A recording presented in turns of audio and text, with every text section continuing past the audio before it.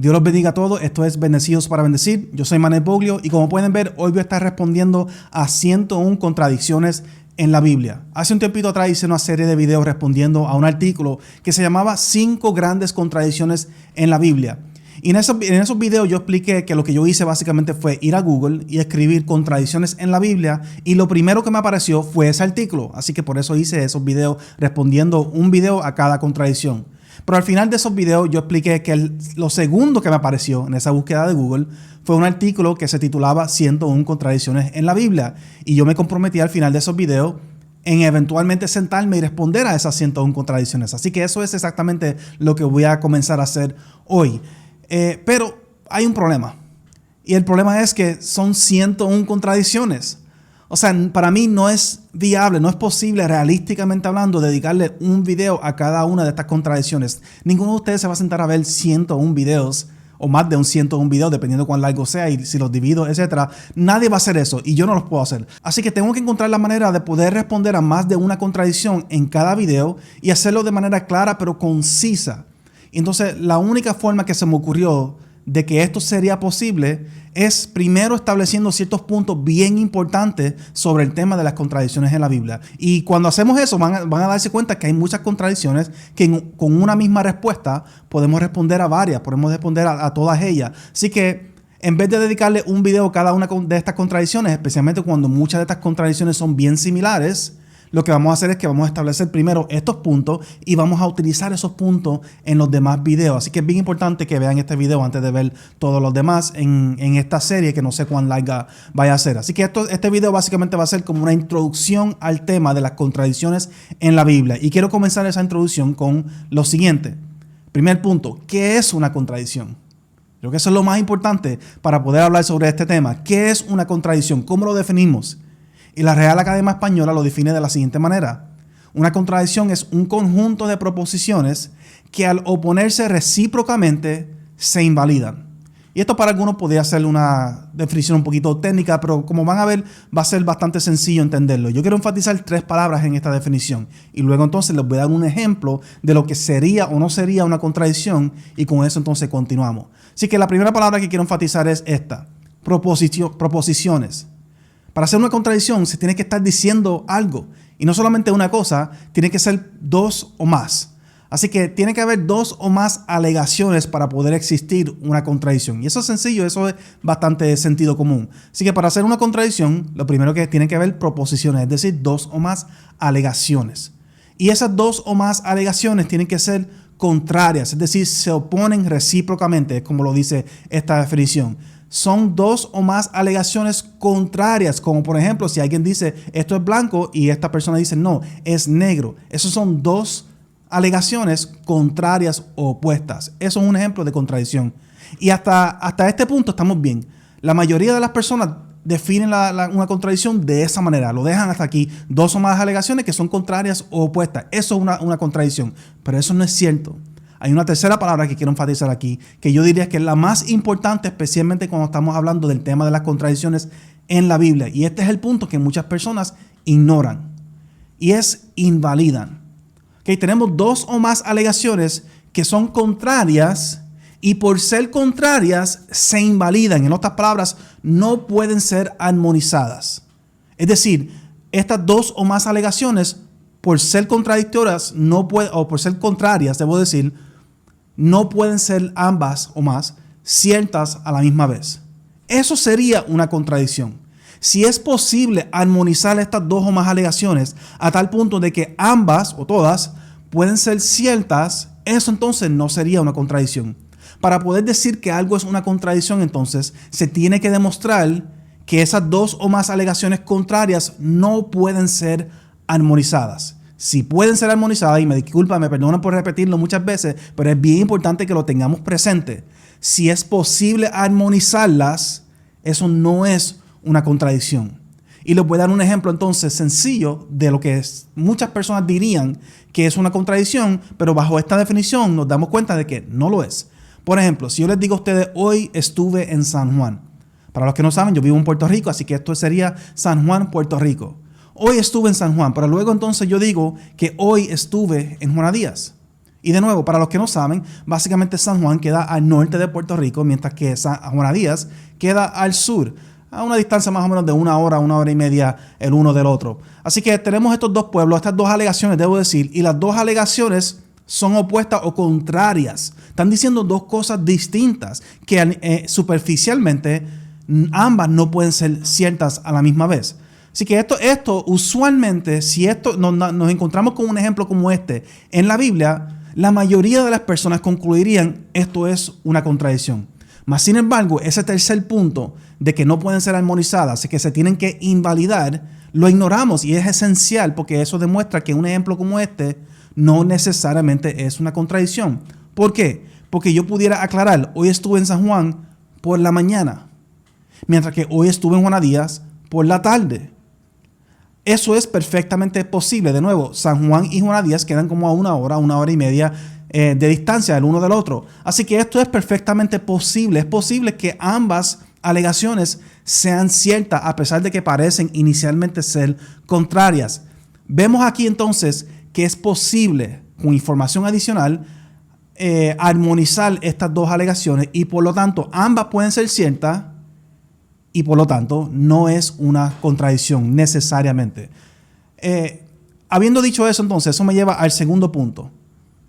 Y es lo que se llama como el principio de caridad. Y les voy a dar una definición aquí un poquito extensa, pero es importante leerla. La saqué de Wikipedia porque Wikipedia es lo más sencillo y ustedes entonces pueden hacer la búsqueda ustedes mismos y corroborar que esto es de lo que yo estoy hablando. El principio de caridad. Vamos a ver la relación entre esto y lo que acabo de decir sobre las contradicciones. Se define de la siguiente manera. En filosofía y retórica, el principio de caridad demanda que las declaraciones del interlocutor, es decir, el que está expresándose, hablando o escribiendo, sean interpretadas como racionales y en caso de disputa que se considere su interpretación más sólida. En su sentido más estricto, el objetivo es evitar atribuir irracionalidad, falacias lógicas o falsedades, bien importante, a las declaraciones de los demás cuando es posible realizar una interpretación coherente y racional de las mismas. En otras palabras, el principio de caridad lo que nos está diciendo es que le deberíamos de dar el beneficio de la duda a las personas antes de asumir que están mintiendo o cometiendo un error o una contradicción. Nuestro instinto inicial cuando estamos interactuando con alguien no debería de ser asumir que esta persona está mintiendo, está cometiendo una falacia lógica, está cometiendo una contradicción, etc. El principio de caridad nos dice, no, si es posible interpretar sus palabras de una manera racional que evite entonces esa contradicción o lo que fuese, eso debería ser la interpretación preferida. Y esto es algo que nosotros podemos aplicar en nuestra vida de día a día. Vemos que el principio de caridad es algo lógico. Por eso escogí la imagen que cogí aquí en pantalla, porque esto es un ejemplo del principio de caridad. Si tú estás caminando por la calle y alguien se cae frente a ti, se cae y estira la mano y te pide ayuda a ponerse de pie, tu instinto inicial no debería de ser, esta persona realmente no se cayó. Esta persona me está mintiendo. Esta persona realmente lo que quiere hacer es que yo le dé la mano, me agarre y me jale, entonces me golpee o me tire al piso. O quizás lo que quiere es agarrarme la mano para yo no poder escapar y me quiere matar o me quiere robar o lo que sea. Mi primer instinto no puede ser pensar de esa manera. El principio de caridad me dice que a menos que tenga una razón válida para creer eso, mi respuesta inicial ante esa circunstancia es decir, esta persona realmente se cayó y necesita ayuda. Ahora, si por ejemplo las noticias han estado hablando que esto es un truco común que se está utilizando últimamente para robar a la gente o matar a las personas, o si conoces a esta persona que se cayó y sabes que esta persona miente mucho o hace este tipo de truco, o parece ser nebulosa, está en una calle oscura, ustedes están solos, lo viste caer y no parecía. Si tienes razones para creer que esto no es real, que esta persona te está mintiendo, que hay malicia detrás de lo que está haciendo, entonces es justificado creer eso. Pero en la ausencia de todo eso, nuestra primera respuesta ante esa situación es asumir que la persona está diciendo la verdad. Eso es un ejemplo sencillo del principio de caridad. Y esto es esencial cuando estamos entonces hablando de documentos históricos como lo que es la Biblia. Cuando nosotros nos encontramos con dos o más pasajes que parecen ser contradictorios, nuestra primera respuesta no puede ser asumir que es una contradicción. No podemos asumir que hay malicia detrás de los autores, que hay errores cometidos, que hay falacias lógicas, que son falsas, que hay una falsedad, una mentira, una contradicción, etc. Eso no puede ser nuestro instinto inicial o inmediato, sino que cuando nos encontramos con estos dos pasajes que parecen ser contradictorios, nosotros deberíamos de primero buscar a ver si existe una posible explicación ante estas diferencias. ¿Existe alguna explicación que pueda entonces armonizar estos dos pasajes y evitar la contradicción? Si existe eso, eso debería de ser la interpretación preferida. No podemos asumir la contradicción. La contradicción es algo que se tiene que demostrar. Se tiene que demostrar que no hay una posible explicación que armonice estos dos o más pasajes. Por último, entonces, el tercer punto que quiero establecer, y este va a ser el más controversial de todo lo que yo he dicho hasta ahora, este va a ser el más controversial, pero recordemos que el tema no es el tema es las contradicciones, así que hay mucho más que pudiera decir sobre este tema que no voy a decir en este video, pero es importante establecer lo siguiente. La doctrina de la inspiración. La doctrina de la inspiración básicamente lo que nos dice es lo siguiente. Nos dice que Dios, a través del Espíritu Santo, dirigió o inspiró a los autores originales de la Biblia para escribir lo que ellos escribieron. Y de esa manera, Él garantizó entonces que lo que ellos escribiesen fuese completamente libre de error, mentira, falsedad o contradicción. Eso es básicamente lo que nos dice la doctrina de inspiración. Y algo bien importante que debemos de entender sobre esta doctrina es que solo aplica a los manuscritos originales. Que solamente los autores originales de la Biblia fueron inspirados por Dios de la manera que acabo de describir. Las personas que se han dedicado a copiar la Biblia, a transmitir la Biblia desde entonces para llegar a nuestras manos hoy día, esas personas no han sido inspiradas por Dios. Dios no, por ejemplo, esta Biblia que yo tengo aquí en mis manos, físicamente, esta Biblia no fue inspirada por Dios. La imprenta que hizo esta Biblia no fue dirigida por el Espíritu Santo, las máquinas no fueron protegidas por Dios a tal punto de evitar que existiera algún error en esta Biblia. No, al contrario, yo me he encontrado con muchos errores en esta Biblia. No muchos, pero algunos errores. Gramaticales principalmente, palabras que están escritas de la forma que no equivocada. Hay dos espacios entre dos palabras en vez de uno, le falta un coma aquí. Esta palabra no está con una mayúscula cuando debería tener mayúscula. Cosas así. Yo me he encontrado con ejemplos de eso en esta Biblia. ¿Por qué? Porque los que se dedicaron a transmitir la Biblia, los que se dedicaron a hacer esa Biblia específicamente, no fueron inspirados por Dios. Así que el proceso original de la Biblia, los autores originales, debo decir, fueron inspirados por Dios y los manuscritos entonces son completamente libres de error, contradicción, etc. Pero el proceso de transmisión no ha sido inspirado por Dios. Yo sí creo que la mano de Dios ha estado en ese proceso. Tiene que haber estado ahí, porque humanamente hablando no creo que hubiese sido posible transmitir esa Biblia a través de estos miles de años para llegar a la condición que nos llegó hoy, especialmente a través de la persecución y otras cosas así. Yo sí creo que la mano de Dios ha estado en el asunto para asegurar que por lo menos la verdad del mensaje, lo esencial, ha llegado a nuestras manos. Yo diría, voy más allá de eso, pero por lo menos lo esencial del mensaje ha llegado a nuestras manos completamente libre de error. Pero no, el proceso de transmisión no ha sido inspirado por Dios. Es muy posible que las personas que se han dedicado a copiar la Biblia y transmitirla a través de los años han cometido errores. Y nosotros como cristianos tenemos que aceptar eso. Tenemos que aceptar que en la Biblia sí existen diferencias. Sí existen pasajes que parecen ser contradictorios. Nosotros tenemos que aceptar eso. Porque cuando no lo aceptamos, nos ponemos en una posición indefensible. Y nos vemos obligados a buscar explicaciones absurdas para tratar de evitar esas contradicciones. Y eso hace que nos reste credibilidad ante el mundo. Así que el cristiano tiene que aprender a aceptar de que esta Biblia físicamente que yo tengo aquí en mis manos no es inspirada por Dios. Esto es una copia de lo que fue inspirado por Dios.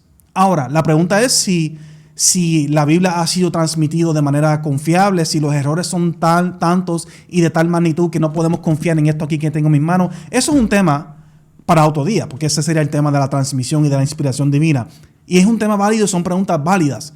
Les puedo decir que la respuesta es no. O sea, no, los errores no son de tal magnitud que no podemos confiar más en la Biblia que tenemos en nuestras manos. Al contrario, la Biblia es, por no decir el documento uno de los documentos mejor transmitido a través de la historia. Punto. Eso es un hecho. Pero el punto es aquí que este tema de la inspiración solamente aplica a los manuscritos originales. Y digo esto porque pueden existir, por ejemplo, errores de transmisión. De eso es lo que estoy hablando aquí. Existen ciertas contradicciones en la Biblia, en el Antiguo Testamento específicamente, que pueden ser explicadas fácilmente como un error de transmisión. Y se pueden demostrar que es un error de transmisión. Un ejemplo bien común de un error de transmisión sería, por ejemplo, nombres mal escritos. Que como vamos a ver, seguramente, yo todavía no le he dado clic a 101 contradicciones, por lo menos lo miré por encimita en el celular, pero no me he sentado a leer a ver qué son estas 101 contradicciones. Pero es una página musulmán. Yo veo muchos videos de musulmanes hablando sobre estos temas y criticando la Biblia, etc. Y estoy bien seguro, 100% seguro, de que muchos de los ejemplos que vamos a tener, por lo menos algunos de los ejemplos que vamos a tener de supuestas contradicciones en la Biblia, van a ser del Antiguo Testamento y van a ser diferencias en nombres o en fechas o en números entre diferentes historias de la Biblia. Pero un ejemplo de esto son nombres mal escritos.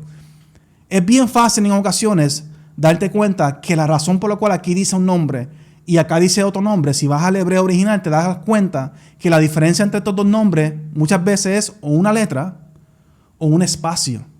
Es decir, esta palabra aquí tiene un espacio, así que son dos, entre estas dos letras. Acá no le pusieron el espacio y ahí entonces nos da dos nombres distintos. Es posible demostrar de esta manera que una posible explicación ante estas diferencias es simplemente un error de transmisión. La pregunta entonces es, ¿un error de transmisión es suficiente como para invalidar la verdad de la Biblia? ¿Es suficiente como para poner en duda que esa Biblia es inspirada por Dios, que esto es palabra de Dios y que está libre de errores o contradicciones? Y mi respuesta es no. Y la razón es por lo siguiente. Voy a poner esto aquí. Digamos que yo estoy leyendo una biografía de Abraham Lincoln. ¿Okay? Y el nombre de Abraham Lincoln se escribe de esta manera. Pero de momento me doy cuenta, estoy leyendo que una de las páginas escribe el nombre de Abraham Lincoln de esta manera. Se le olvidó de la H. Una diferencia de una letra, pero sigue estando escrito mal. Sería irracional concluir en base de este error que esa biografía que yo estoy leyendo ya no es confiable. Esa biografía tiene errores, tiene contradicciones, ya esa biografía no puede ser confiable, no dice la verdad, no puedo confiar en ella para saber sobre la vida de Abraham Lincoln. Eso sería una posición o una respuesta irracional. Claramente un error de transmisión como este, una palabra mal escrita, un número mal escrito, errores como estos no son suficientes o suficientemente importantes o significativos como para descartar por completo el libro. De la misma forma, cuando nos encontramos con supuestas contradicciones en la Biblia y demostramos que muy probablemente son simplemente errores de transmisión, alguien que escribió algo mal mientras lo estaba copiando, si podemos demostrar eso, eso es suficiente como para concluir que esto que está aquí sigue siendo confiable. Un error de transmisión no pone en duda, como dice aquí la cita, la verdad o confiabilidad de la Biblia, de la misma forma que no pone en duda la verdad o la confiabilidad de otros escritos que leemos que tienen errores de transmisión o que fuese. Así que todo esto es bien importante mantenerlo presente. ¿Qué es una contradicción? Dos o más alegaciones contrarias que no pueden ser armonizadas. Y esa va a ser la más importante. Cuando entonces buscamos explicación a estas supuestas contradicciones, tenemos que aplicar el principio de caridad. Tenemos que darle el beneficio de duda a los autores. Y por último, recordemos que muchos de estos supuestos errores o contradicciones pueden ser explicados como simples errores de transmisión. No es un error con la Biblia, con los autores originales, son errores en las copias que hemos transmitido a través de los años. Y nada de eso es suficiente como para poner en duda su verdad o confiabilidad. Así que teniendo todo eso en mente, vamos entonces a entrar de lleno con estas 101 contradicciones en la Biblia. Si les gusta esto, les gusta este video, recuerden darle like, suscríbanse al canal y como siempre digo, denle a la campanita para que te enteres cada vez que sacamos un video nuevo. No te pierdas ninguno de estos videos en esta serie y déjanos saber también, o déjame saber lo que piensas en los comentarios. Escribe, opinen, denme ejemplos de contradicción y de esa manera interactuamos. Pero nada, gracias a todos por el apoyo. Hasta la próxima. Dios los bendiga.